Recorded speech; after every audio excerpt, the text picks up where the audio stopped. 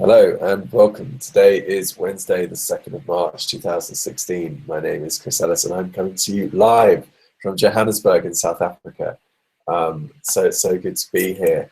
It took me a long time to get here. You'll notice my voice is a bit croaky. It's partly because I've got a cold, partly because it was an 18 to 19 hour journey, actually, door to door, probably more like 20 hours.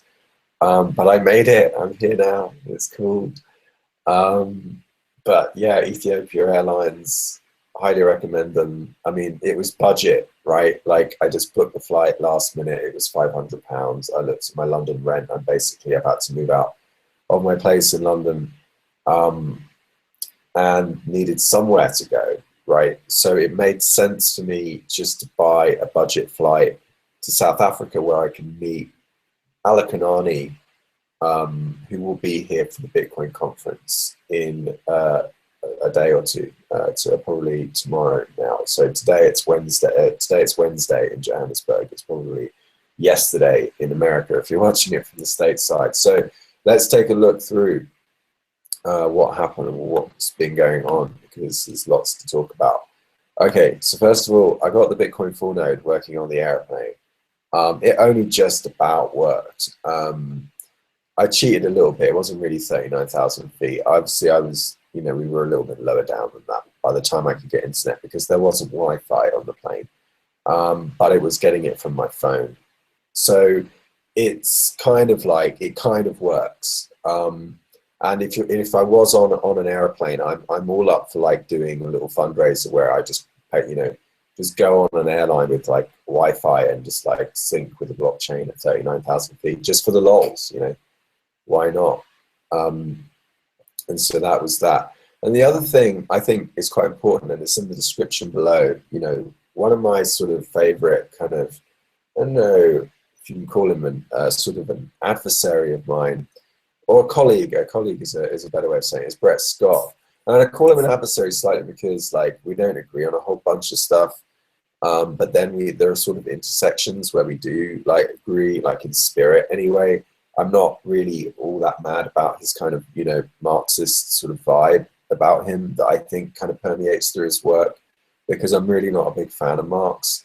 But I do grok like what he's saying about supporting local communities and get, this sort of hyper-localism, peer-to-peer, and having action be an emergent entity in the world rather than something that is forced top-down. And I haven't, having spent some long email exchanges with Brett, I haven't yet reconciled the centralization element of Marxism and communism. I don't want to put words in his mouth. I'm not saying he is, that he is communist or Marxist or anything like that, but I know that that is his background and his training.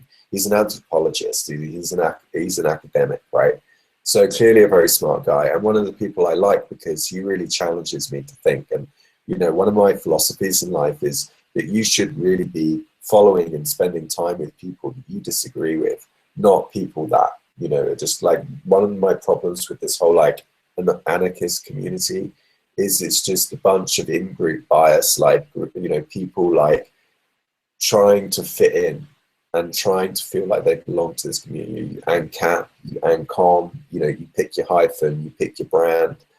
And for me, anarchy is performative. It's something that you do. It's not something that you call yourself. And in some ways, I haven't decided yet, but in some ways I think that being an anarchist is iconoclast. It's something that you're always going to be against. If you're an anarchist and you're born into, I prefer the term artist, personally, because I think that as an artist, I can say so much more than businessmen and politicians and corporate shills or sock puppet accounts. I can just say so much more, because when you're an art student, you can get away with anything, right?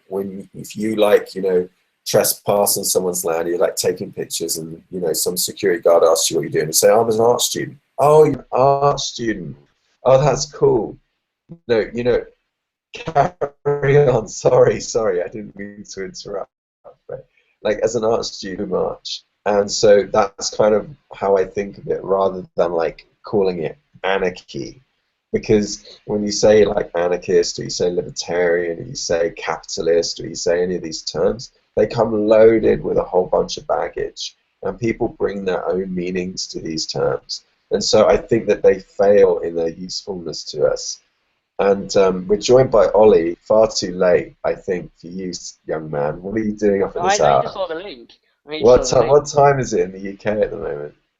Well, it's 2 hours behind you, so Oh, midnight, okay. 20 to 1. I wasn't even paying attention yet. It's midnight. Okay. Well, that's cool. Well, look, I'm just doing an update. I kind of like feeling very ill. I was sort of, I mean, probably sound worse than I am.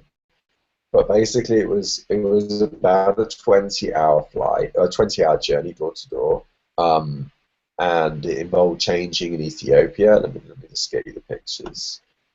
And I've never been to Africa before. This is my first time in Africa. I've been to a lot of places around the world, but this is my first time here. So let's just do this properly. Go to media. And so far, my experience has been really, really positive. Yeah, this is Ethiopia. Basically, the airport in Ethiopia was essentially just a piece of tarmac with a shed at the end of it, and but it was still pretty cool. But just a lot of standing around and waiting, and it's a lot of they don't have the tannoys aren't so great, but there was like a really cool like London cafe where obviously some expats from Ethiopia who had spent a lot of time in London decided that when they went back to Ethiopia that they would set up like this London cafe. Unfortunately, I didn't get a chance to photograph it. I really was feeling quite bad at this point because I just spent about 8 hours on the plane getting there from Heathrow. Spent about an hour, 40 minutes on the Piccadilly line, carrying all my stuff. And as a result, just was not in the mood for for like taking pictures and stuff like that. And also, obviously, there was no internet either there. But the people on Ethiopia Airlines are really nice. The food was really good. Just a very long flight. That's the only thing. And then, yeah, and then like as I say, on the flight, I was experimenting with the Fullnodes and I was like trying it out. But obviously, internet was fairly limited. And I basically listened back to back the new season of Entitled Opinions by Robert Pogue Harrison from Stanford University. He's a professor of French and Italian literature at Stanford. It's one of my favorite podcasts. I've been listening to it now for maybe almost 10 years, I think, since 2007, yeah. And it's just phenomenal, philosophical thinking, approaches everything from phenomenological thought. And his new season is just kicking ass and taking names, and particularly the monologue on Randolph Bourne. Again, a bit of a leftist thinker, a bit like Brett. But I wanted to listen to it because I'm going to talk about it another time in more detail. I won't go into it right now. But yeah, and so I was like at the airport, and I was just asking Al Kanani if she wanted me to pick anything up for her. I got her a USB charger because sometimes the power goes out. And so this has got like 4,000 milliamp hours, and it's like a 2-amp charger, so it will work. It will work with the Pis perfectly well because it's designed for tablets. What else did I get? I've brought some Bitcoin forks. We've got a couple of forks. That's cool. You like those? Yeah. You got one of those, haven't you, Ollie? Yeah. It seems really I've also got a little amp miner here as well. Oh yeah, that's cool. Going to give out. And just a whole bunch of paraphernalia. I've also brought with me some stuff from Max Kaiser. I should be doing a show with him that should air next Tuesday. We're going to record it on Thursday if we can get everything working.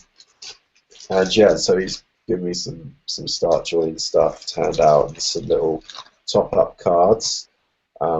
So I don't have a start node on me. I have a dash node though.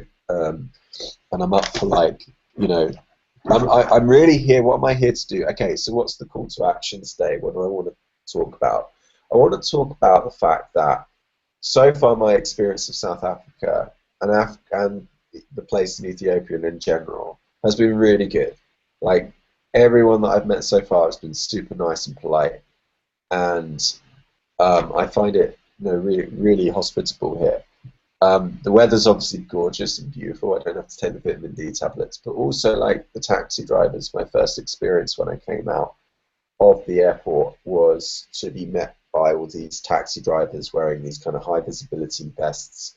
They've got like approved, taxi driver, with their license number on them, because obviously it's a risk for tourists just to jump into a cab, or it is anywhere, to be honest. It's a risk even in London. And this guy and I just got talking. Sinios is his name. He gave me his number and he just told me, what the skinny is on like life in Joburg and what it's like. And as we were driving past, down these roads, some of them were like dirt tracks, some of them were like main roads. We passed some like shanty towns, or sort of what looked like shanty towns, and there was like barbed wire fence, and there was like these sort of solar panels on top of these little huts. And then there were these people like standing in the middle of the road at junctions trying to sell you just stuff, just trying to sell you something that they bought from a shop.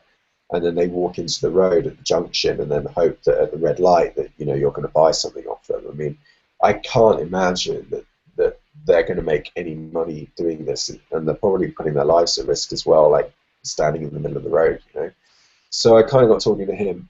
Then I got to the hotel, which is basically a Holiday Inn. Where I am now is like a gated, sort of a gated industrial complex. So there are like security guards. There's again the barbed wire fence, the whole thing. And I saw, it does feel like a lot of segregation, and like you've got this group of people over here that are very poor, and then you've got this group of people over here which is like designed for like the wealthy tourists to come in, and then you've got the people from South Africa that obviously work in this hotel, right? And they are probably I don't know, screened, or I don't know how they get employed, or what the HR process, what the onboarding process is. But there is a marked difference between the people that you see on the street, trying to like, they sometimes they set up little market stalls on the side of the street trying to sell food and stuff like that. There's a marked difference between those people and the people that work inside of here, and so it does feel a little bit hostile. So when I went out earlier, because I needed to get a cable, I've basically got, let me show you the full node up and running. So here it is. I need to get my webcam settings up, as I always forget to do that.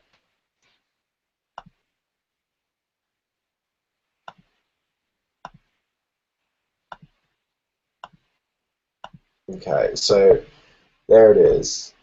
And basically that's the full node. I've been testing out IPFS today, and I've been putting on IPFS two of Brett Scott's papers. This one is called Visions of a Techno-Leviathan, and the other one was the one that he did for the UN, where it was all about how blockchains and cryptocurrency can help solidarity finance. It's not clear to me what solidarity finance means, but I think if I understand him correctly, he means something like a kind of hyper-localism of like bootstrapping local economies and that kind of stuff, right? Again, solidarity comes with a whole load of baggage because it comes from the left.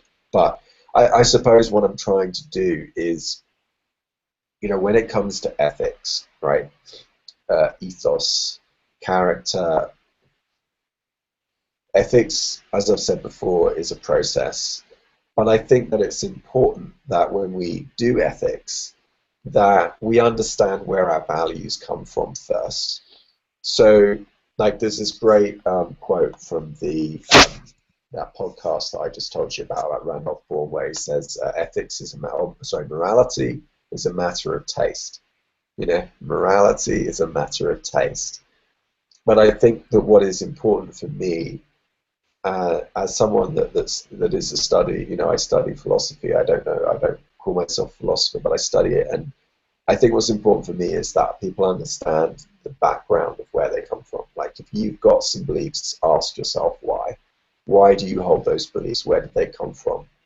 And are these beliefs the ones that you want? Are these virtues, are these principles the ones that you want to live by? And just question that, because you can't really, like Nietzsche says when he enters Nietzsche's madman enters the marketplace to declare that God is dead. Robert Harrison asks, why the market? Why does Nietzsche choose the market as the setting to declare that God is dead, right? And it's interesting. It's an interesting point that the market kind of becomes this kind of godlike figure, that the invisible hand, right? So I think that the reason I'm putting Brett's work onto the Fullnodes is because in some ways he's right. This is a sort of colonialism in a sense of like husbandry. This is where the word colonialism comes from. Look up the etymology of it, all right? There is a certain husbandry where I am giving out some computer equipment and some software to a group of people that are very different to me culturally, that come from a very different background to me. And I'm kind of passing it down, and I'm giving them support because there are chat rooms, there is this video channel, and so on. So there is a sense of husbandry, and there is a sense of looking after, and there is a sense of paternalism there, okay? But I'm hoping that it is voluntary, opt-in. It is something that, you know, to be connected, as Maslow said, if you look at Maslow's hierarchy of needs, and that little triangle right at the bottom is safety, and above that is psychological well-being. And that means connectedness. And a lot of people criticize, and I think Brett has said in the past that, you know, the people that I'm trying to help here need water before they need Wi-Fi. Yes, but Brett, how do they get the water? They get the water by connecting to other people. And that's what we do as IT engineers, as information technology engineers. We're in the business of helping connect people. And the problem is that it's not a Hobbesian war of all against all. That's not the reason why we choose to use public key infrastructure or that we choose to use Bitcoin. We use these things as information security experts because we must think adversarially. The reason is it only takes a small number of people to ruin it for everybody else. That doesn't mean that we have a dim view of humanity. On the contrary, if I see, and here I am, you know, giving out a Raspberry Pi which is running Linux to Alakanani, who is not a technical expert, right? If I didn't believe in her ability to learn this technology, I tried to make it as easy as I can. Like, you know, thanks to the developers at IPFS, we do have now a nice graphical user interface, excuse me, on the device itself, which means that IPFS will be a lot easier to use. It won't. There will still be some command line stuff, but it'll be a lot easier to use. And so, as a result, what it means is that Alakanani can now start to begin and bootstrap her own local mesh network, because IPFS works locally first. So if she hosts locally, I've got here for her as well a little Wi-Fi hotspot generator, which only has a short range, but it was cheap and it was from Maplin. So I thought, what the hell, just do it as a little pilot thing. And so one of the things that she can do is she can run an IPFS server, possibly on one of these Fullnodes. Maybe we'll get her a laptop or something, get her something a bit more powerful. And she will be, and what I'll be able to do in another trip is I'll be able to come here with hard drives, with copies of Wikipedia, with copies of educational resources, videos, and so on. And we can upload that all to IPFS locally at Satoshi Center in Botswana. And then Alakanani can then broadcast those links out to the local community without them needing an internet connection. Do you understand? No. They only need to be connected to her local intranet. They don't need the internet per se. Now, it works, IPFS is agnostic. So IPFS works locally first, globally second. So it will look for the hash, it will find the hash, and it will say, is there a peer in my local network that has a copy of this hash? And if that equals true, then download it from the most efficient source. If no, then look on the global network. And yes, that will take time if you're in a region like this, which is poorly connected to the internet. And so, yes, my task really here is to connect people, to help them to not to just pass down paternally, like, here, have this technology, I think it's going to solve all your problems. Technology invariably creates more of its own problems. And in one of the episodes of the latest season of Entitled Opinions, Robert Harrison, in the episode on computer science, even says that what technology may end up giving us is the worst problems, right? Because as we keep adding more solutions on top of solutions, those technological solutions create more problems. And what he's saying is we'll end up with the most wicked of all, that we'll be stuck and paralyzed in like a world of like where we will basically run out of technological solutions, and all we'll be left with is the problems. And it's important that we listen to these warnings. It is important that these full nodes come with Brett Scott's work on them, right, as the antithesis, as the antagonist to some extent to this project. Like maybe Brett personally doesn't object to my project. I mean, you think he just said it was interesting, right? But like the spirit of what he's saying is the antithesis of what I'm doing. He is criticizing me, even possibly without realizing. It's not personal, it's just academic and professional. And I just want to say that I'm mindful of that. I don't want to like force people into doing things that they don't, they wouldn't naturally do. But this is natural. Like when we're building stuff on the pies with Ollie and Steve and everyone, like we're working with physics. That's what those computers are. They're just physics. It's open source, so anyone can really do what they want. Say again, Ollie? It's open source. You don't want to own the project, is what you said. Yeah, exactly. I don't want to own it. It's open source, right? So I just want to I want to give it, and I want to say, but don't just passively consume. Don't just take it from me and don't question it. Like you should question me, and you should definitely be telling me what your culture has to bear on this technology and on this kind of project and so on. And so yeah, that's mostly what I wanted to say today. This is what I've been working on. No, carry on, Chris.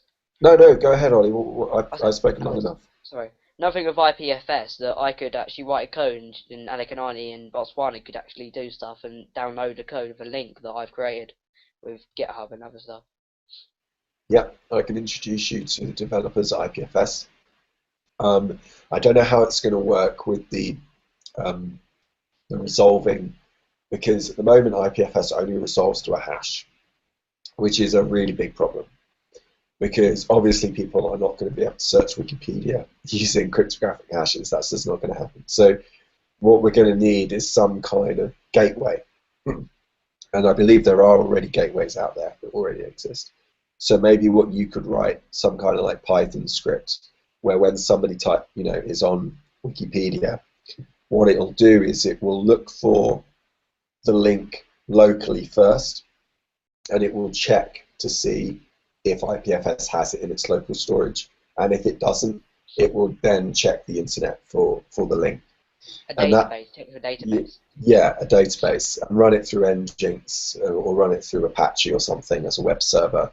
So then the Wikipedia is then hosted sort of cached kind of locally. I mean, I know you can do that. I used to do that a lot back in my old job. Setting up proxy servers where you could cache a whole bunch of data, and I think you can even buy Wikipedia on DVDs. You can buy it on several DVDs, so there must be a way of us getting a copy of Wikipedia. And then again, just any educational material that we think would be useful for any kind of teachers or anything like that in the area, where they can use those as educational resources. And then, like I say, if it's only £500 for me to get here, then in the future we could do fundraisers where I could come down here for £500 and give a a 2 terabyte hard drive, or push the boat out and just bring 10 terabytes worth of data in my hand luggage and just hand it over and just say, right, here's a lot of the internet that you might really like, stuff that they've asked for. Maybe it's stuff that they want. Maybe we ask them what they want, and then we download it and we cache it, and then we get them to host it locally. Maybe a crowdfund for solar panels and yeah. So the solar panels thing, probably because Helen showed us that really cool project, didn't she, on the last show, which I thought was really cool. So I definitely think we should look into that for sure, because one of the problems as well that Alekanani is having is that they're getting blackouts where the power goes off, and sometimes what will happen is the power will go off where the internet is being provided, but not in her house, which means that her internet will go off. And so, yeah, we will need to troubleshoot a lot of these problems. But what I'm keen on is setting up this intranet first. So setting up this local area network that then has gateways that can then connect to the wider internet. You see what I mean? So sort of like the opposite of what Zuckerberg is trying to do with internet.org, and kind of the opposite of what the Gates Foundation is doing, right? Like, it's similar in the sense of like we're giving hardware out.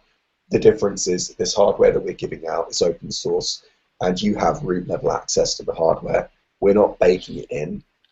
And then what we're not doing, like Zuckerberg, is we're not editing the internet.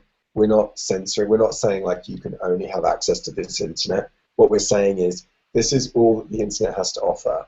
What parts of the internet would you like me to download from London with my powerful internet connection and bring to you on a plane, and then help you set it up on a local area network? So you won't take up too much memory and all that. Yeah.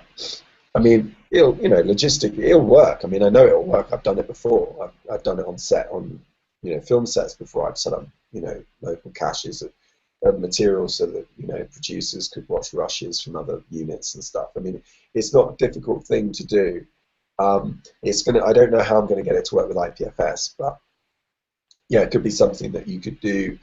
But also, we have there's a local IT engineer that Alec Anoni is working with, so we'll talk to him and we'll make sure that he's all got all the materials he needs. And again, it's a two-way conversation. It's really just us sitting down with them and working out what are your needs, what are your pain, what pain are you suffering, what are the things that we can do. And like I say, people, yes, need water, shelter, safety, but one of the best ways to get that is by having friends and being connected to a diverse group of people.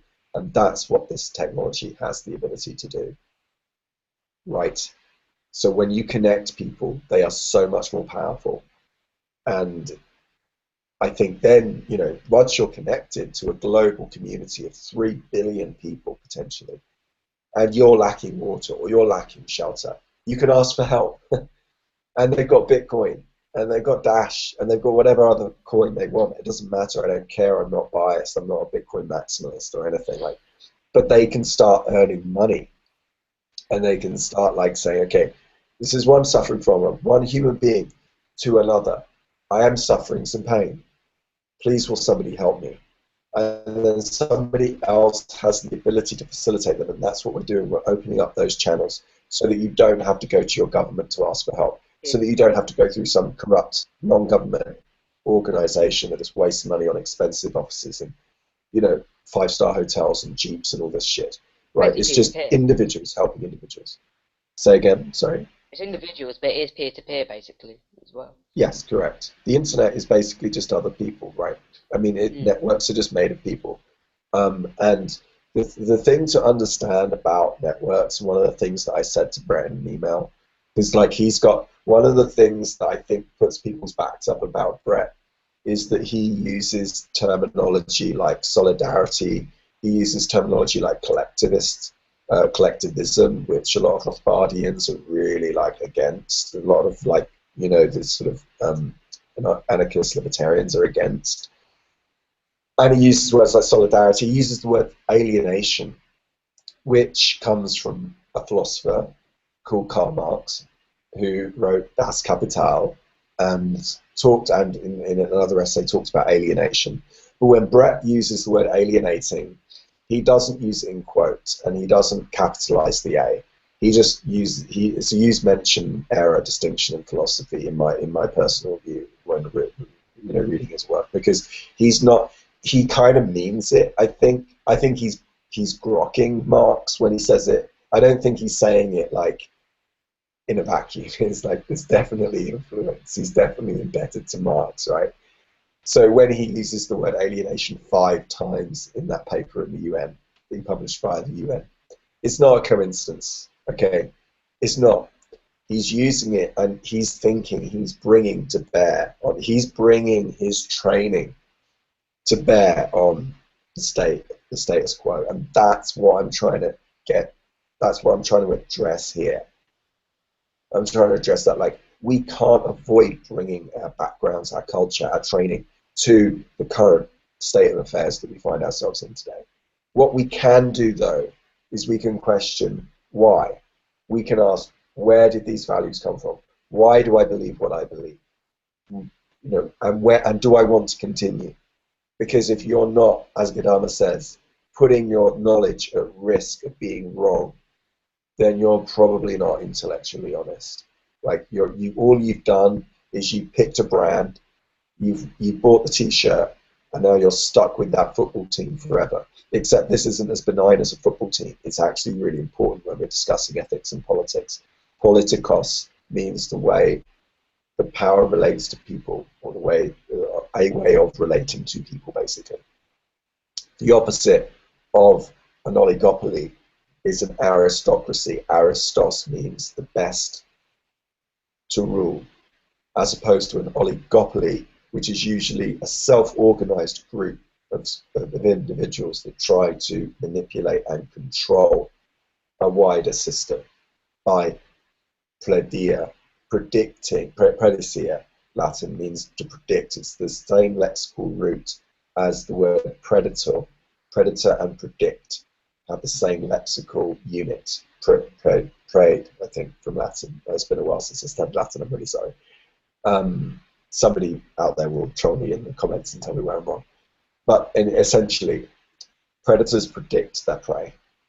And that's the risk that we've got now. Like in this paper, let me just see if I can find the section of this paper that I found most interesting. It was a quote from Joseph Lubin that Brett pulled out. And again, I'm looking at this on IPFS. You can see 217.0.1. Do you know what that means, Ollie? Your host, no, it's your local host. That's right. That's your local host. That's your real home folder. That's your real home. That's not Facebook. That's coming from your computer. Port 8080. We're on IPFS, so I'm looking at this locally. Anyway, so this is from Brett Scott's paper on the Leviathan, Techno-Leviathan. And he quotes Ethereum's Joseph Lubin. Joseph Lubin is a former Goldman Sachs employee from many years ago, from maybe about 15 years ago now. He is now de facto, I guess, sort of like in charge of Ethereum. He's the COO of Consensus, and is basically running the show. I think he owns a lot of Ethereum.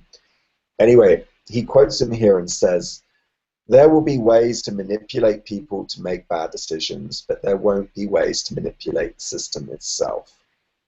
And Brett says, interestingly, it is a similar abstraction to that made by Hobbes. In his Leviathan, self-regarding people realize that it is in their interest to exchange part of their freedom for security of self and property, and thereby enter into a contract with a sovereign, a deified personage that sets out societal rules of engagement.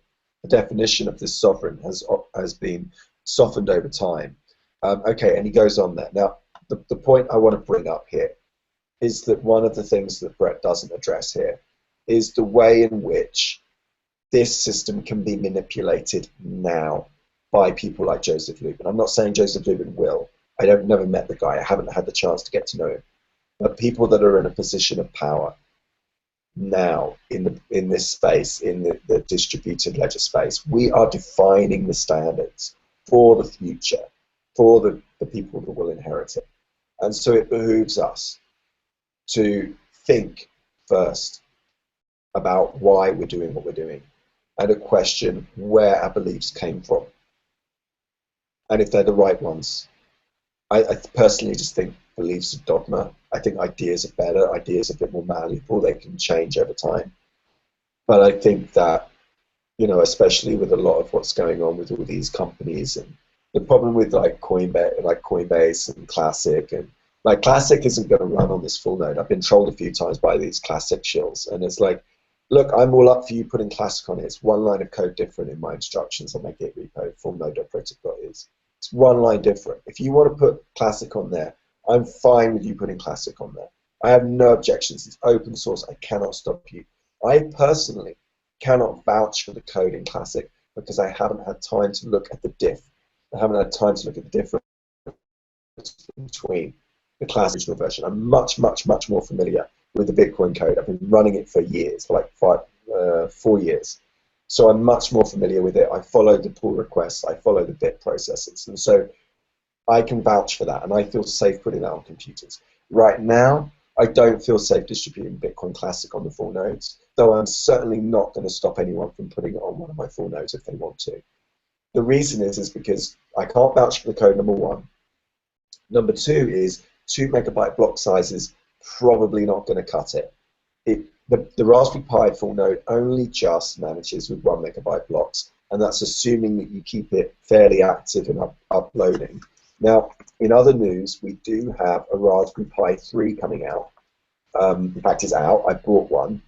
And let's just see if I can pull this thing up. So, yeah, so we've got the Raspberry Pi 3. I have bought one. I did know about this beforehand. There were rumors going around. I did hear the rumors. And I sort of talked about it. It's obviously got a faster processor, which looks great. But otherwise, it's still got the gig of RAM, and it's still got USB 2. And so one of the slowest things is going to be, you know, the hard drive. So the thing is that the other problem I have with it is it's got Wi-Fi built in, which means that you don't have the possibility to air gap your private keys. So you don't have the ability to set up an offline wallet because you can't be absolutely sure that that Wi-Fi chip is really offline. Whereas with the old Pis, you could literally just detach the Wi-Fi port and you knew you were offline. You know, you put it in a Faraday cage if you're really paranoid, but like you could be reasonably sure that you weren't being snooped on, right? And it's a small enough device that if you were super paranoid, you could put it in a Faraday cage, right? You could literally get a cardboard box, line it with tinfoil, line it with several layers of tinfoil if you wanted to, line it with lead if you were so minded to, put it inside, have the Ethernet coming out, maybe like wrap some like tinfoil around the Ethernet cable, and plug it into your computer, and and SSH into it or something. But it's so I have ordered one. It doesn't look like the form factor's changed. The current round, stage 2 round of the Fullnodes, people will be getting Raspberry Pi 2s, not Raspberry Pi 3s, because I've already bought the stock, and I knew that there was a new one coming out at some point, but I thought it was like going to be April. So, and also that it looks like they've run out of stock already. So, stage 3, I will think about Raspberry Pi 3, having tested it, and I'll obviously take feedback from you guys in the community. So, the last thing to do really is do a couple of shout-outs. Janine, is there anything going on? Can I say something quickly? Yeah, please do, yeah. On the Pi Zeros, can you actually run the blockchain on it, or would it be too small? We don't know yet. I mean, yes, you can in theory. In practice, though, it's probably going to crash a lot because it doesn't have enough RAM. Yeah. But what you might be able to do is run a pruned node with block only, no TX index. Just downloads, doesn't do any validation, just relay. So you can use it as a way of broadcasting transactions over the network if you want to. I would kind of set up a node as a way for a Pi Zero. I don't know if it would be too small though, since it's the light sort of weight. Yeah, I've got a couple on back order of the zeros. They're quite cheap. They're very cheap, yeah. And so I'm going to definitely try those out. I'm definitely going to try those out. And it might be that maybe we can get the Zero to work in conjunction with the full node. Maybe it sort of pings the full node, or it does some other stuff. We can write some Python scripts on the Zero that basically interact with the full node. That's cool. Yeah, so that's one of the things. But was there anything else, Ollie, that you had on your mind? Anything else you're thinking? I don't know. I don't know really. What I might do is I might stay here a bit longer if the community wants to. There's an address in the description. It's going to cost me about £800 to extend my stay here because I'm pretty sure I've got to cancel the return flight. I basically booked the cheapest possible flight I could find, which was Ethiopian Airlines. where you go from Heathrow via Ethiopia, and then with a layover, and then down to South Africa. It was a very long and arduous trip, but unfortunately, the ticket prices, the only way I could get here for this price was if I left on the last day of the conference. So unfortunately, I'm not going to be here to see Alakanani give her talk. I'm only going to be here on Thursday, and then on Friday at 2 o'clock, I'm flying out at 2 o'clock. So I've got to be at the airport realistically at 12, if not 11. So I'm not really going to have time. But if you want me to stay here, I can probably stay here until the 9th of March. This hotel is really cheap. It's like £30 a day, which is not that much more than what I pay in London, to be honest. Like because I had to leave, so I can cover the cost of my living here and my food. But if you like what I'm doing, maybe you donated to the Help Chris campaign. Big thanks to Ollie again, dude, you're the man. And Matt Bitcoins and Shani for doing the Git repo. Going to do a couple of shout outs in just a moment. If you donate to that one and you want to reassign some funds to this project, all you have to do is email me at fullnode@protip.is and just tell me, you'll need to prove that you own the address. Just point me to your transaction, either sign something or to send like a few millibits or something to another address, and tell me you're going to do that before you do it, and then that will prove to me that you own the address. And then say you're happy for me to use those funds to stay here. £800 realistically is what I would need to stay here for another week. And then if I stay here for or even if you just want me to stay here for like another few days, because Brett Scott himself gets here on the 7th. And then that way I can talk to, there's a young chap who, when I went to the shopping mall earlier, I showed you on the pictures, there was, they gave me a driver. So I went downstairs and I was like, I need to go buy some stuff. And they were like, well, you can't walk there because it's not, there's no real pathways. So when I went to the shopping mall, it was like, this was like what I was met with. It's like really kind of gentrified, kind of shopping mall. I was taken there by this young guy in a suit, nice silver Mercedes. He gets out, opens the door for me. His name's Doomy. He is a taxi driver here in South Africa, in Johannesburg. He has a couple of kids, and the cost of him for like more than half an hour of his time, maybe 45 minutes of his time, he was driving me to this mall. All he was charging was 200 rand, which is about $12 US dollars, for like 45 minutes of his time. And I was like, do you like get paid by the hotel or like? And he's like, no. I was like, do they pay for the car? No. So basically, they're just a supplier. They just supply you, it's a referral, it's an affiliation. It's an affiliate link. And basically, they're just giving you an affiliate. And he's like, yeah. And so look, I told him about Bitcoin. I gave him a bit more because I felt a bit bad, but he'd been working for like $12, like dry fee, and then waited for me in the car park and everything like that. So I did pay him some more, but I also told him about Bitcoin. I told him to look into some wallets, and I would help him get set up. So maybe, if you want me to stay here for a few extra days, my next hospital appointment isn't until the 11th of March. And so I have to be back in the UK by the 10th. But if you want me to stay here for longer, I would be happy to do that. I'm feeling okay. I have a cold, and obviously the migraines and the tinnitus, but apart from that, I'm okay.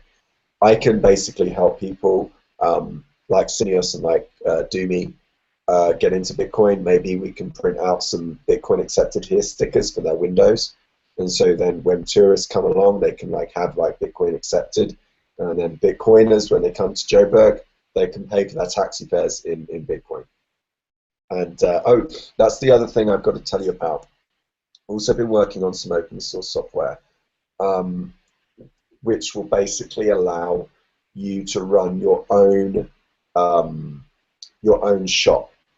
So the way it works is that you can run your full node, and your full node will generate an HD wallet, a hierarchical deterministic wallet, and it will give you a master public key, which you can then import into your Electrum wallet or into another wallet mycelium, I guess. And then what you can do if you're a taxi driver is you can have your private keys somewhere safe, like let's say at home. And that generates millions and millions of public keys for you. But you can't, now when you're out doing business in your cab, you can accept payment, but no one can rob you of those Bitcoins because all you're going to have is the master public key and all the public addresses. You're not going to have the private key on you. And you can have that written like, you know, don't bother jacking this car because it has nothing, there's nothing to steal, right?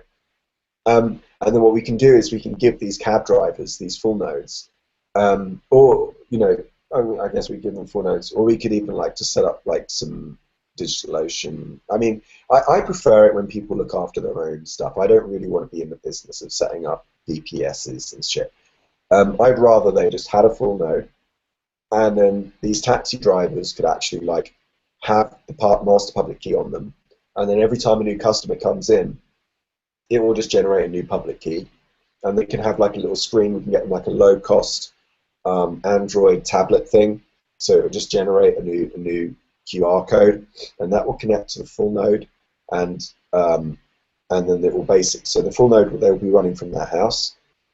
That little tablet thing in their cab will basically be generating new public addresses for each passenger, for each client, and so he just puts in the amount. It calls Bitcoin average API and it works out the price in rand into Bitcoin. It gives the customer a QR code. They scan it with their Bread wallet or they scan it with their Mycelium wallet, and it just pays them. And there is nothing that that person can steal apart from stealing the tablet, maybe, which, you know, tablets these days don't cost very much. They can't steal the Bitcoin. All the Bitcoins will be safe on the full node back at home. And then maybe, Ollie, you could write a script or something which can then spend all the outputs. I mean, actually, Electrum already works pretty well on the Raspberry Pi, but yeah, you can write a script which, let's say, automatically sends it to Bit, or I don't know. OKTurtles library. Yeah, you could use OKTurtles library, but yeah, you could. But also, like Electrum, Electrum itself has a command line interface, so you might just be able to write a bash script as well. But yeah, Python's fine. You could do that. So yeah, we're working on that now. We have actually already got it working. It works with OKR. It's not ready. I'm not ready to show it yet because it's too buggy and embarrassing. But that's another pro tip product that's coming out soon. Is this self-hosted API service where you will be able to run your own sort of, you know, like Coinbase. You'll be able to run your own Coinbase, not necessarily with the USD conversion. But then I'm also going to talk to Bitfinex and other exchanges about doing auto sale of coins, because I believe that they partner with BitGo and there's some interesting stuff there.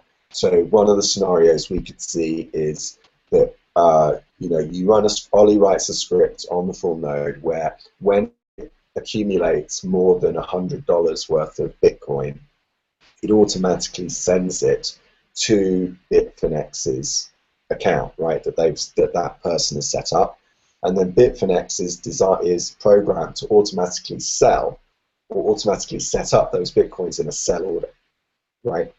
And you can do that with the Bitfinex API, Ollie. So you could actually write some software, you and Steve or anyone else, or we could do it together, and you can write some software where the full node that's running our software with the HD wallet, once it reaches 100 Bitcoins, it says, okay, take all these UTXOs, send them over to the Bitfinex address, lock that address so it can't send it. So Bitfinex has this really cool feature where you can lock the address and stuff. So you can see everything that goes on the blockchain as well. It's like segregated funds.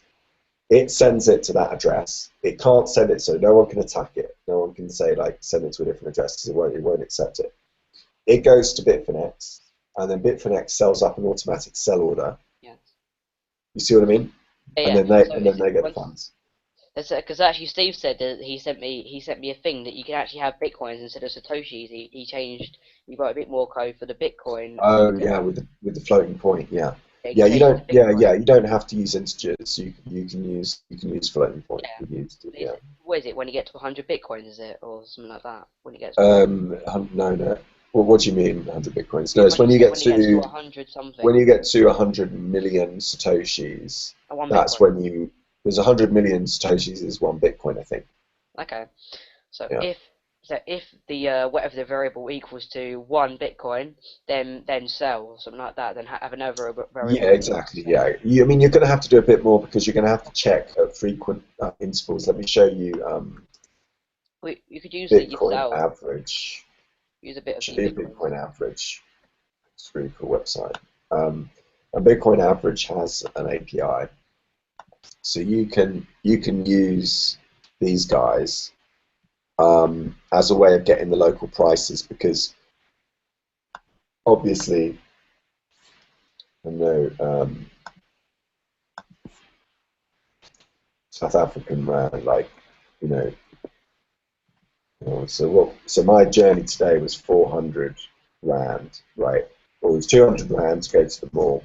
And so 0.02, 2 Bitcoin. So you're going to have to like check the exchange rate and stuff like that.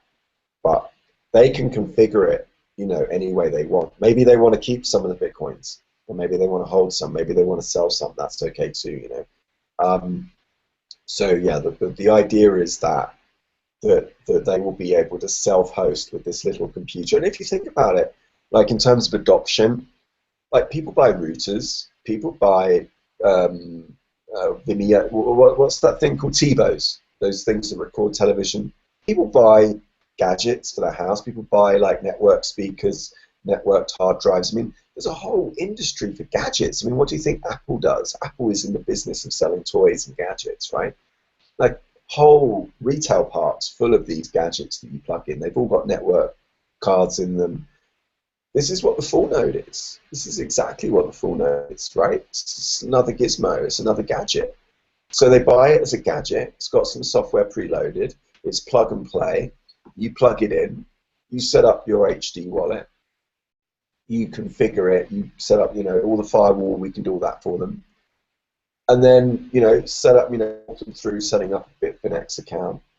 And then we can just write the code, and then they can download the software on the Android. In fact, they don't even have to use our software for the Android. They can use Mycelium, I think. And then they can just go ahead and just charge their customers.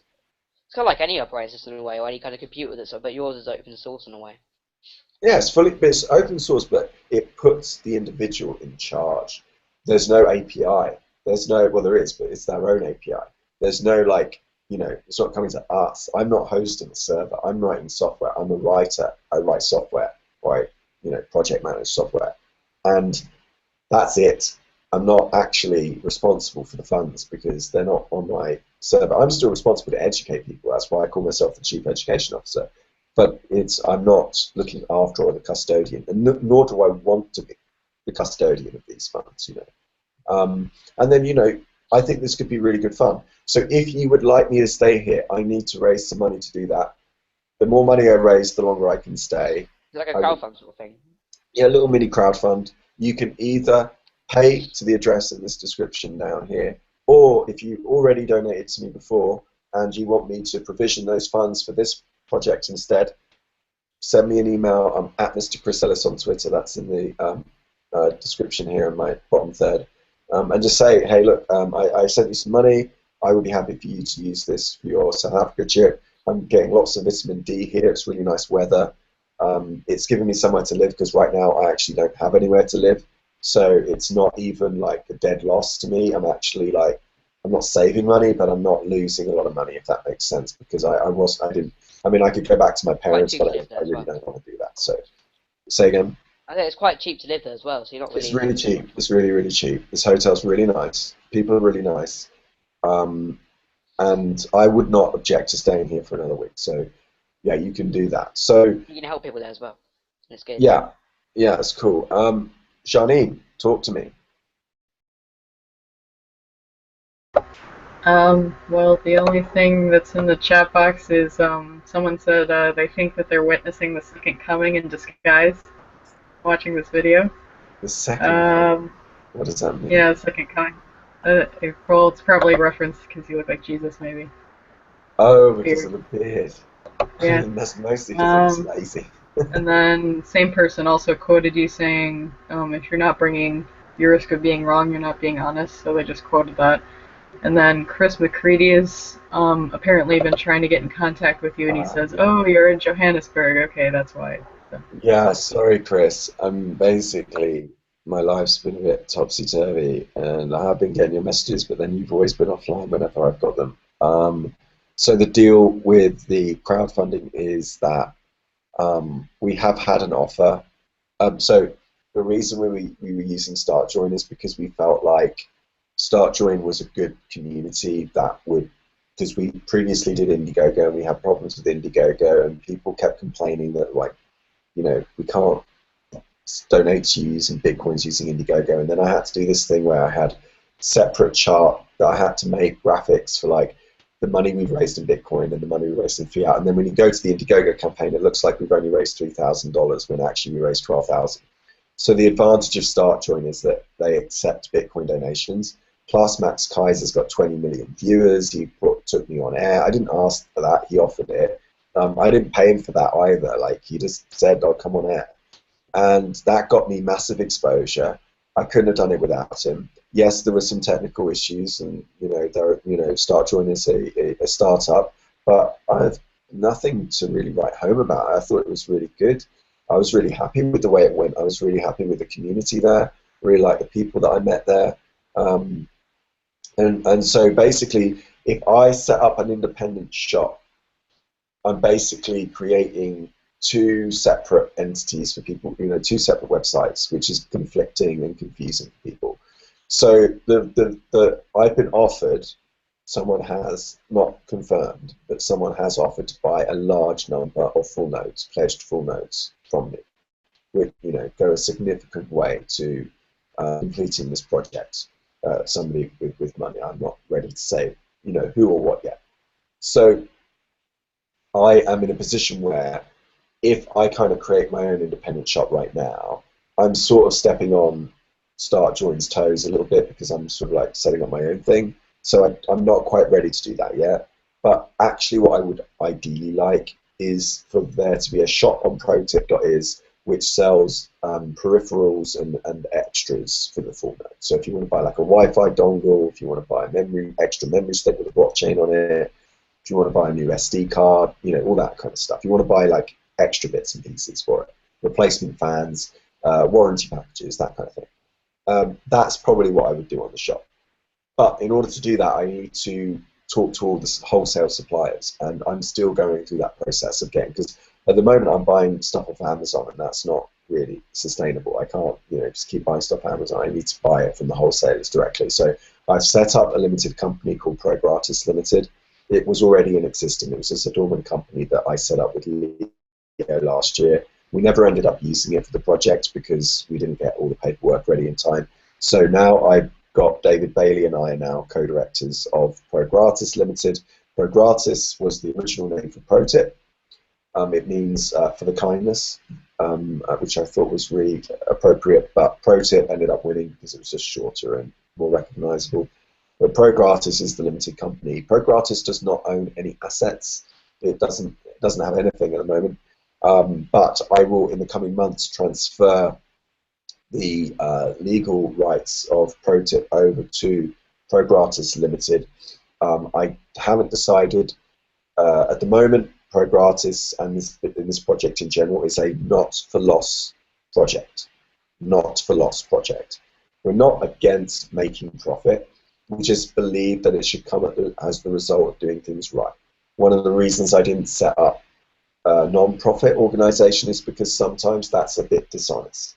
Because I've worked with NGOs, I've worked with NSF, I've worked with UNICEF, I've worked with a number of these. I'm name dropping, probably going to get myself into a lot of trouble.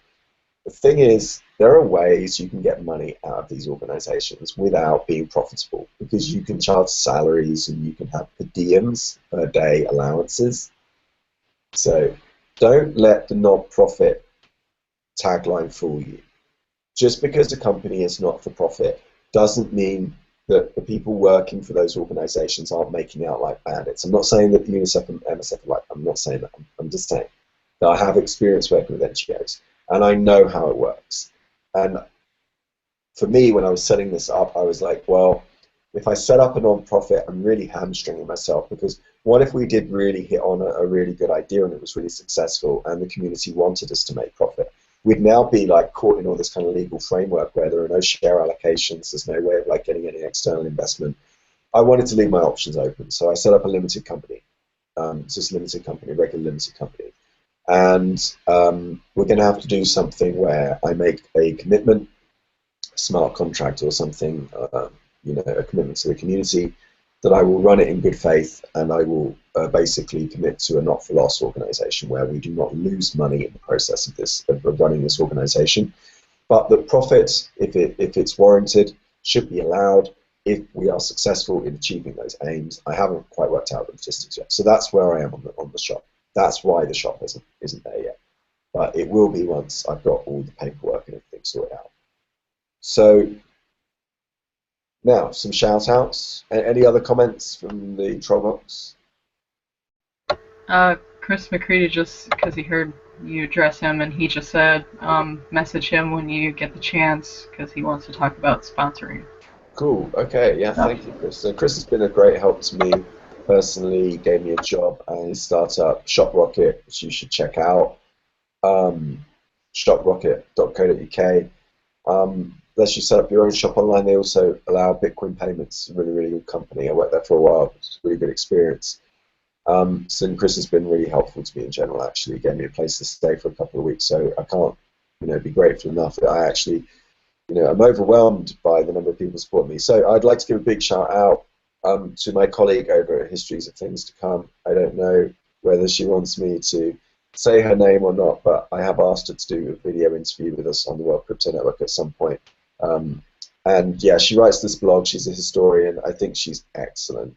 And she's just one of the most brilliant writers. She's so thorough. It's long form content, but it's so worth it. I mean, she nails it. She really, really gets it. And I think just brilliant. It's brilliant academic, brilliant academia, and very well researched, very well written.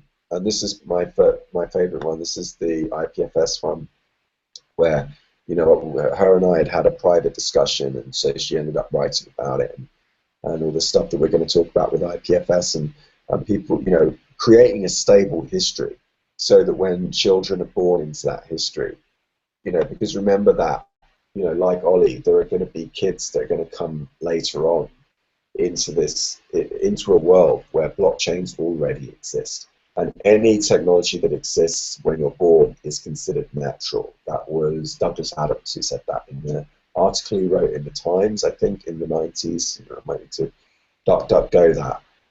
But he said, yeah, any technology that was around when you were born seems natural. Any technology that arrives as you're growing up as a teenager seems interesting and is a toy. And any technology that arrives between your 20s and 30s is something you try to make money out of. And any technology that arrives after you're 40 is unnatural and hostile to you. Right? That's the gist of what he says in this article, Douglas Adams. And it's very true. And we have to make sure that when children are born into a world with blockchains, that this stable history that Orwell's protagonist Winston talks about in 1984, which is a history that can be changing, and people can leaders can just change it on a whim, is not good. But then on the other hand, you don't just want like this kind of unbreakable database either, like Bitcoin. And IPFS together with Bitcoin, I think, could be a solution where everyone gets their own narrative, and that narrative is unbreakable. So if you believe that the Earth is flat, and that when I flew here from Johannesburg, that I was just flying in a straight line down from Heathrow to Johannesburg, and I didn't actually, there was no curvature of the Earth, the pilot didn't need to allow for that. Do you think that's all bullshit? That's fine. That's your narrative. And what will happen is you can put that narrative, and you can put any documentary evidence and citations into IPFS, and you can timestamp that into Bitcoin's op return data. And no one will be able to deny that you made the claim based on the evidence that you cited that this was the case, that this was true. Now, they can dispute with you whether or not it really is true, whether the substance of the claim is true, but they can't deny that you said it. They can't deny that. Why? Because the only law in physics that doesn't work backwards in time the same way it works forward in time is, do you know, Ollie? The law of thermodynamics. The second law of thermodynamics is the only law in physics that does not work backwards the same way it does forwards, and it is responsible for giving us the arrow of time. It's why we have a sequence, and we remember a past that is unchanging. We face a future that is unknown and uncertain. And so this idea of being able to timestamp IPFS links, just like I have been on Twitter, is something that I've been discussing with my colleague at Histories of Things to Come. And I said to her, I think this is really interesting, because what it does is it gives every citizen a voice that is immutable. Even if you don't agree with what they're saying, it still gives you, just like I've, timestamped and put into the blockchain Brett Scott's paper, right? And I put it on the Fullnode, and you can download it. And when you download it using this IPFS link, this is the QR code here in the bottom right corner, you can then become a host of that content. And as it distributes more and more, it becomes harder to censor, right? So that's the idea. So, yeah. Another thing, but if you say someone don't agree with something, then you can actually, I don't know, you could say something else. You can actually say something else against that or whatever if you have your own voice or something with IPFS. Yeah, exactly. So the one of the great features of IPFS is it's like Git, basically. What you can do is you can edit in place. So you can download that content, and then you can make a change to it. And then when you do, the hash changes. And now at the moment what you do is you bind your public key, because that's how you're addressed on IPFS. You don't use IP addresses. You use your local host IP address. And then after that, all the objects and identifiers, the URIs, are all cryptographic hashes. So you have a public key, just like you do in Bitcoin, and you can bind your work to your public key, creating a namespace, like a DNS, like a decentralized namespace. IPNS it's called. Now at the moment IPNS is very, very slow, to the point where it's practically non-functional, but eventually it will get better. And when it does, what it means is that someone can write a paper saying how the Earth is flat. You can then fork that content, bring it into your local repo. You can then make changes, edit in place, or add to it, or however you want to do it. Create your own new hash, but that hash will link back to the origin. So it now, when someone looks at the work, they can see the entire timeline of changes that have been made. Now, the interesting thing about the arrow of time is that these mathematical rules and principles work the same way forwards as they do backwards. So when new children are born into a world where this technology is extant, that means it already exists and it's survived thus far. What it means is that they will be able to look, they will be able to examine the properties of this technology, and they'll say, okay, I have the capability to timestamp and to create a digital object, to create a cryptographic hash of that object. I find that on various computers, that digital object will render the same cryptographic hash. I notice that if I make one change to that hash, one change to that digital object, the whole hash changes. This is called the avalanche effect.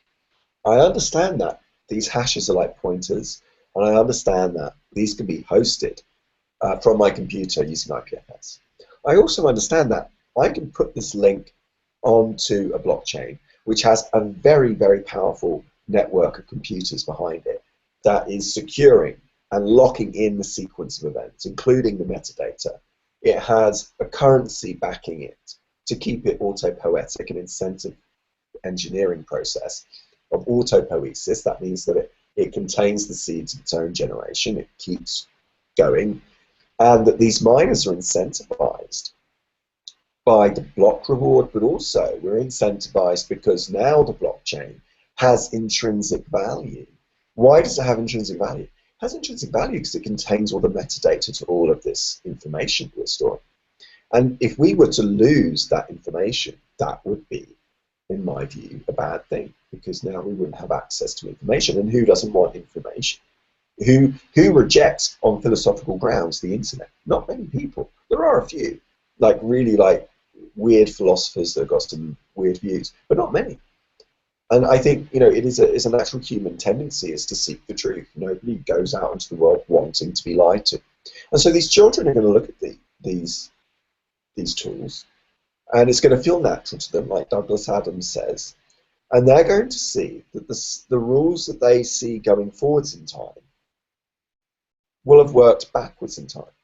So when they go and look at the hashes that Ollie, you and I have left, or that Janine has left with her GitHub, they're going to say, hang on a minute, I can't deny that Janine made this Git repo on this such a date at this block Can't deny that she made that error. Yeah, can't deny that there was a spelling mistake at this point. You can't deny that the claims were made, because I can see that these mathematical principles work the same way now as they did back then. I can't, it's irrefutable, and as it says in the US Constitution, we hold these truths to be self-evident. They are self-evidently true. Like, you just look at it and you go, yeah, it's obvious. It doesn't matter what culture you come from. As long as you've got, you know, half a brain and you're a bit curious, you can just sit down over a weekend, go through it, and go, oh yeah, it works. So Say something weird. That most kids actually wouldn't have heard the blockchain about crypto, Bitcoin. There's not many kids that really heard of it, were there really? I mean, if I asked everyone at I used to go to school, when I'm homeschooled now, all the people I used to go to school with, I think even the teacher wouldn't have heard of it. No, but they've probably heard of Dogecoin. Why? They've probably heard of Bitcoin. Oh, if you've heard of Bitcoin, you've probably heard of that and Litecoin and other stuff as well.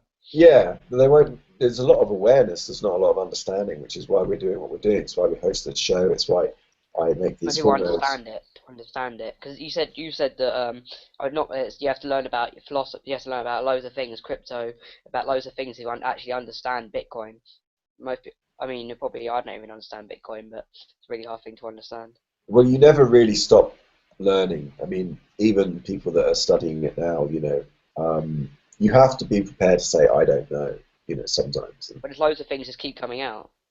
We keep making new discoveries. And so I think anyone who claims to know the truth, like, I have no objection to Bitcoin Classic forking Bitcoin, but don't expect anyone to take you seriously or use your clone, because especially if you're going to increase the block size by 2 megabytes, which then means that people need to upgrade the hardware, and that's got economic costs and all this stuff. Like, what Bitcoin Core is doing right now is they're saying, let's be humble about this. Let's just face the fact that there's a whole bunch of stuff we don't know.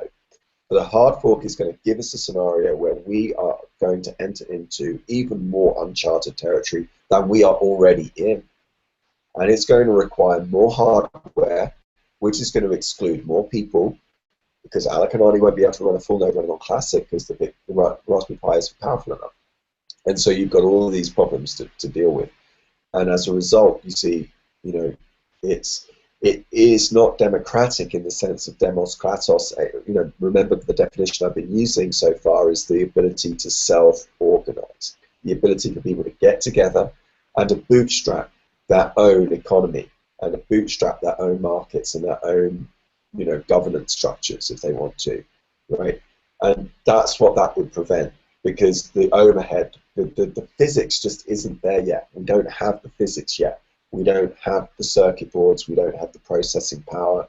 We don't have the hardware. In order to run Bitcoin Classic, you need to run a BPS, which is going to cost you $100 a month on DigitalOcean, or even Microsoft Azure. I mean, you can run it from your local computer, but then you've basically got to, you know, leave it running all the time. If it's 2 megabyte blocks, it's going to take up more bandwidth on your internet.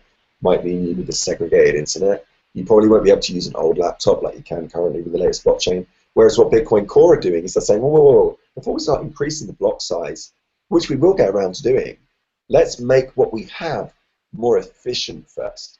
Like, let's make a better library that processes all the validation data a lot more, 7 times more efficiently first. Let's do that first.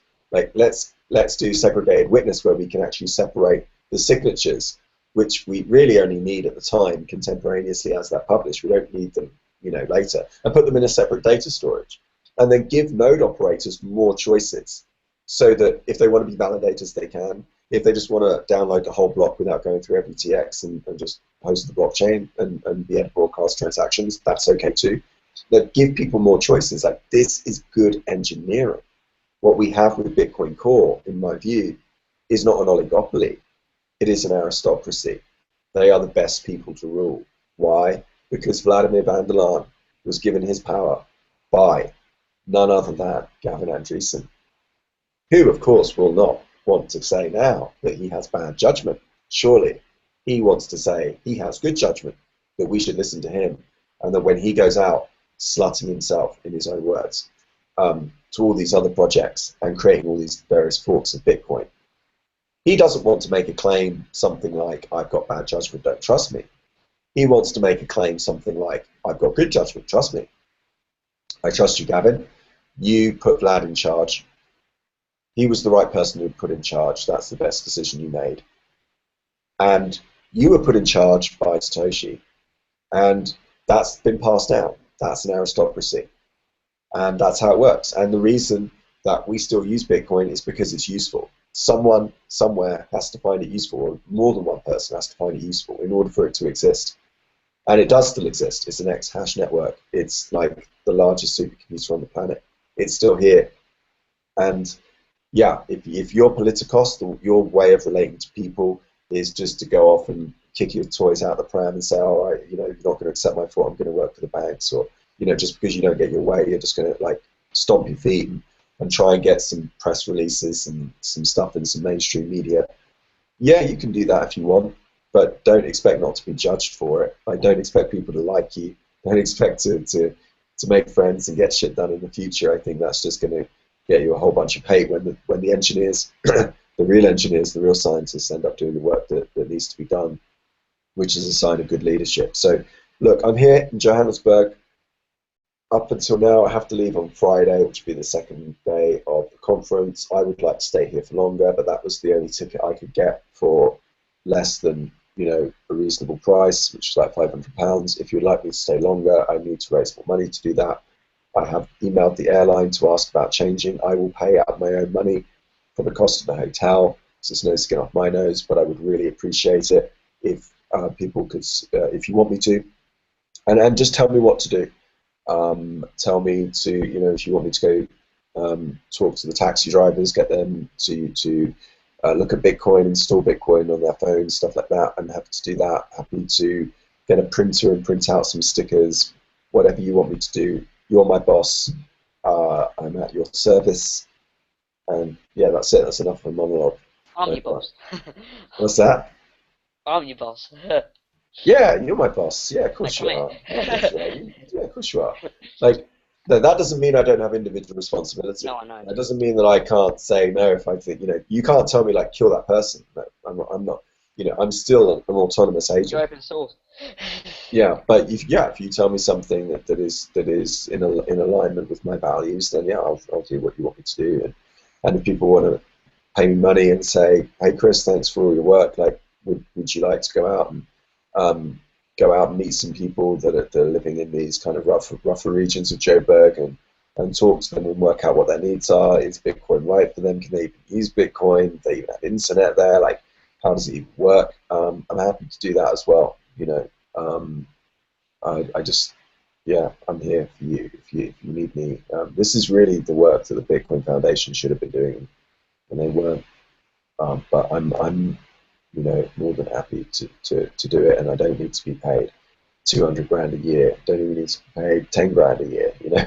Just happy to have my flights paid for and basic food, stuff paid for. That's more than good enough for me. Another good thing is that in Africa you get your health to be good as well for the vitamin D and stuff. Yeah, my vitamin D, killing two birds with one stone. Don't have to take the supplements, can do it all naturally. So that's all cool. And like I say, sound worse than I am. I've just got a cold. That's all it is. I've got a cold as well. Yeah, it's going around. So, Janine, what are your thoughts? What are you thinking? It's been quite a long monologue. I didn't expect it to go on this long, but. Well, the person that made the second coming comment wanted to clarify that it's not just about the beard, it's the honesty, integrity, and concern for helping your fellow human beings with absolutely no agenda. So that was their clarification. Oh, cool. Okay, well, what I'm gonna do, I don't know how I feel about being compared to, who. Let me just get the troll box up here because after the show ends, the troll box disappears, which is really annoying. So let's just go through some of this stuff. I'm just gonna mute. Um, okay, so what have we got here? Hey, Magnus, thank you for watching. Really hope you're well. Thank you also to Chris McCready and Official Gamer.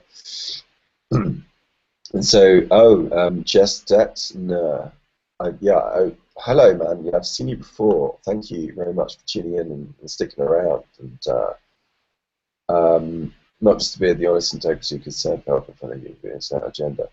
I mean, yeah, I guess, I suppose I have an agenda which is like, I'm sort of greedy for the longer term, and I'm just worried that, like, we're sort of walking into a bit of a nightmare at the moment, where the internet could become this, like, really authoritarian, totalitarian source of control if we don't educate people about the underlying nature of realities that it encompasses and that it uses. And so, yeah, I suppose I have an agenda, but I see what you're saying. Like, I don't have like a corporate agenda. I'm not, no one, I'm being paid by people like you, I'm being paid, to support, and I don't always see directly where that money comes from.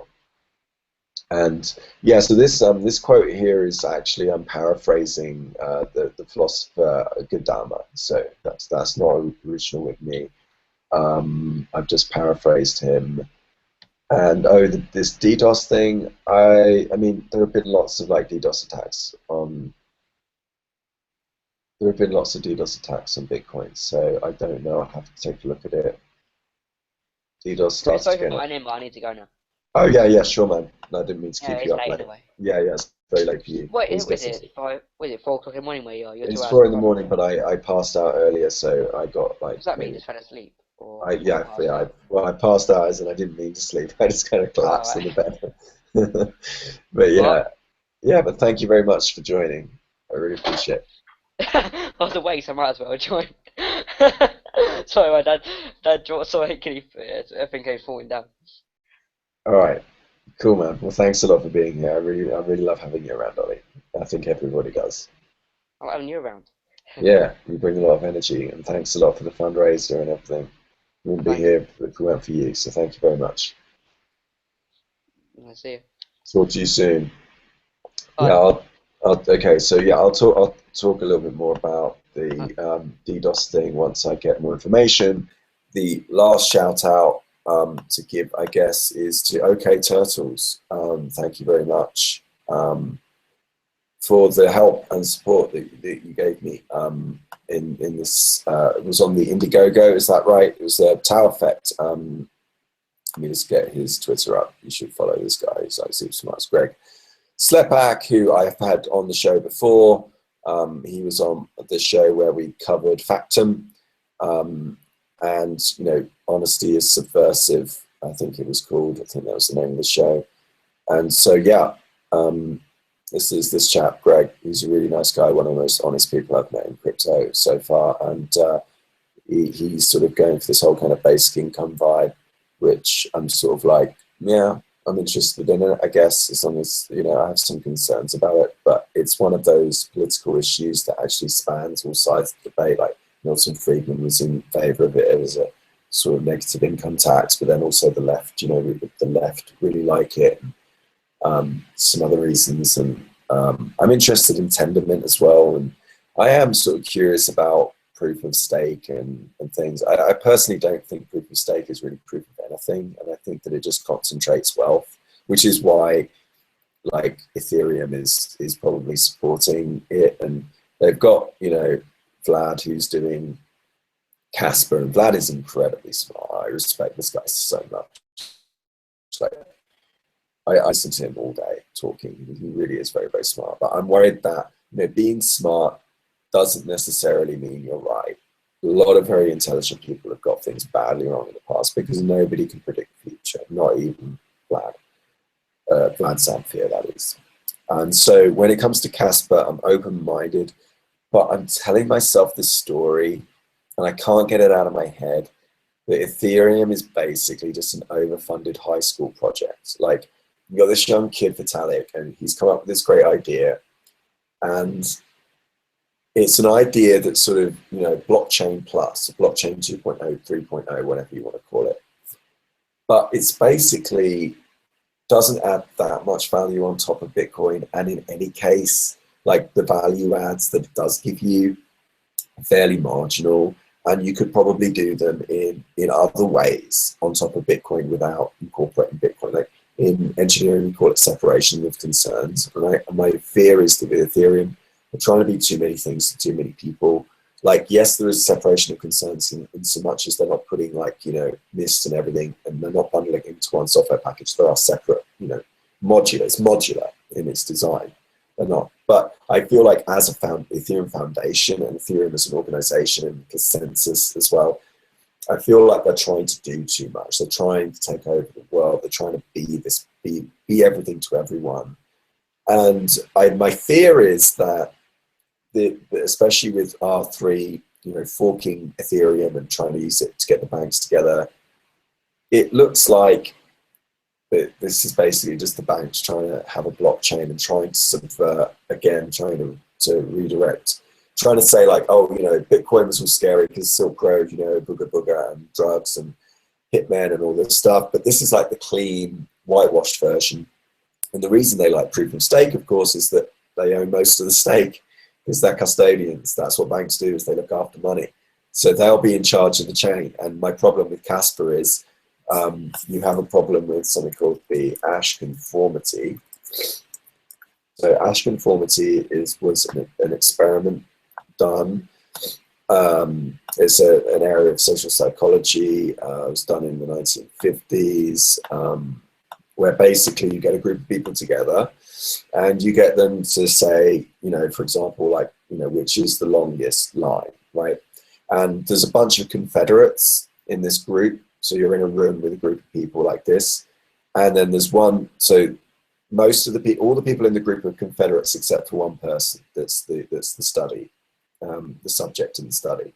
And what happens is the Confederates in the study lie.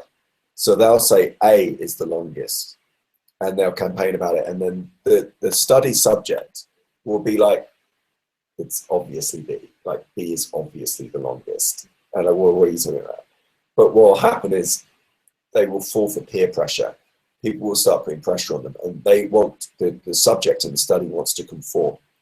And so the ash conformity experiment was to really look at how people conform under conditions of peer pressure and under conditions of other people, you know, saying things. And this is what I think is also permeates the anarcho kind of community. I think a lot of people just say things because they want to fit in and they don't want to get shouted at by a libertarian, like, statist, you know, and all these kind of like ad hominem attacks. So they're like, okay, I'll just play it safe and like try to say things that just please people and just try to fit in. And they're not really being authentic, they're not being themselves. And my problem with Casper is that that's kind of what you're going to get, where if everyone's voting on what they think other people are going to vote for, then what you could get in a world with imperfect, you know, obviously people don't just talk on the blockchain, they're out of band, there's Skype, there's IRC, there are phone calls, people call each other up, what are you going to vote for, what are you going to do? And if you've got the banks are going to love this because they're basically going to be able to control the blockchain. And then what's the point in the blockchain? The whole point of the blockchain is a self-auditing decentralized database, right? So it's not really self-auditing anymore if it's being controlled by a small group of people. And so, yeah, and I alluded to earlier, in an earlier show, I alluded to Paige Peterson's post that she did on Made Safe. Let me just pull that up again because I think it bears repeating. I'm just going on like this because I can't sleep. I'm in too much pain right now and I just want to keep talking. Sorry if I'm boring anyone. Yeah, ownership. Yeah, okay. So this is the blog post by Paige Peterson of Made Safe. It's sort of similar to IPFS in a way. Evolving terminology, topology of versus ownership. And so she has this wonderful graphic that she did originally with Peter Todd, and now she's kind of nuanced it, where she's got this kind of continuum of like client-server paradigm, peer-to-peer, which is more decentralized, and then you have less decentralized, where you have these kind of what are called giant connected components in sociology.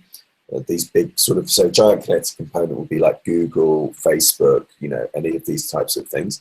And then fully centralized, you know, hub spoke model, right? Peer-to-peer, where you have like a main server, like a DNS seed, like sending, you know, telling everyone what the IP addresses of all the nodes are, or like just more traditional client-server paradigm.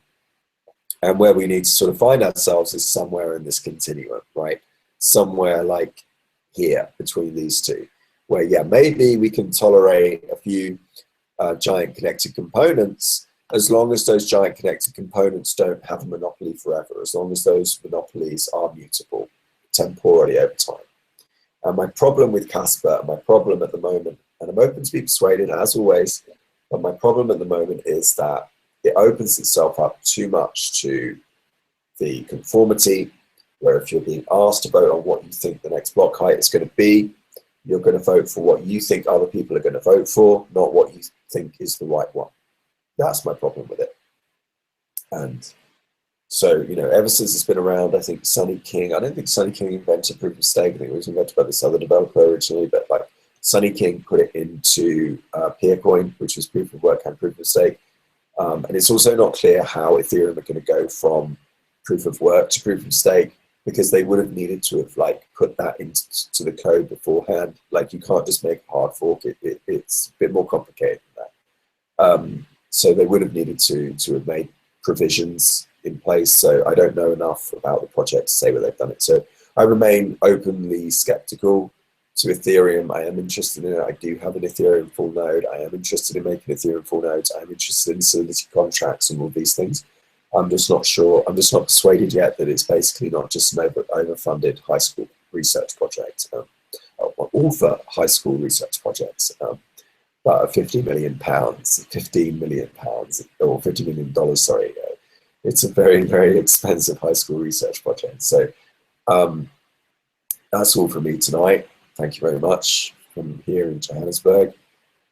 It's been Chris Ellis, it's been Janine, Corinna, Roma, and it's been Ollie Morris coming at you with some full node action. And I will be forking Bitcoin at the Bitcoin conference here in the next few days. If you want to support me, the address in the link is in the description below. You can follow me at Mr. Chris Ellis on Twitter. You can follow us at World Crypto Network on Twitter and worldcryptonetwork.com as well. So until next time, bye bye.